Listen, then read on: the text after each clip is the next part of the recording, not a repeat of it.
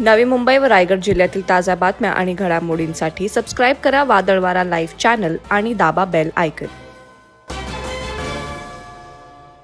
रायगड जिल्हा परिषदेच्या सार्वजनिक बांधकाम विभागातील भ्रष्टाचार चव्हाट्यावर आलाय।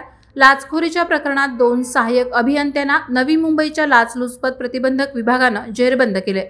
उरण पंचायत समितीमधील रेश्मा ओमकार नाईक आणि रायगड जिल्हा परिषद बांधकाम विभागातील सहाय्यक अभियंता सतीश वसंत कांबळे अशी आरोपींची नाव आहेत।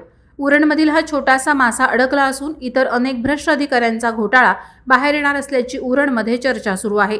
गावातील विकास कामांचा अंदाजपत्रक तयार करण्यासाठी उरण येथील पंचायत समितीच्या बांधकाम विभागातील सहाय्यक अभियंता रेश्मा नाईक यांनी 30,000 रुपयांची लाच मागितली होती। याबाबतची तक्रार प्राप्त झाल्यानंतर 8 फेब्रुवारीला लाच प्रकरणी पडताळणी करण्यात आली। या पडताळणीत रेश्मा नाईक यांनी स्वतःसाठी तसंच रायगड जिल्हा परिषद बांधकाम विभागातील सहाय्यक अभियंता सतीश कांबळे यांच्यासाठी 30,000ची लाच मागितली। तडजोडीनंतर 25,000 रुपये स्वीकारण्याचं कबूल केलं।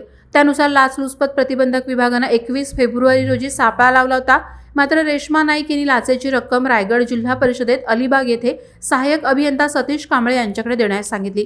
सतीश कांबळे यांनी 22 फेब्रुवारी रोजी सायंकाळी 4:55 ही लाचेची रक्कम स्वीकारली। लाचलुचपत प्रतिबंधक नवी मुंबईच्या विभागानं त्यांना लाच स्वीकारताना रंगेहात पकडलं। वादळवारा लाईव्हसाठी घनश्याम कडू, उरण।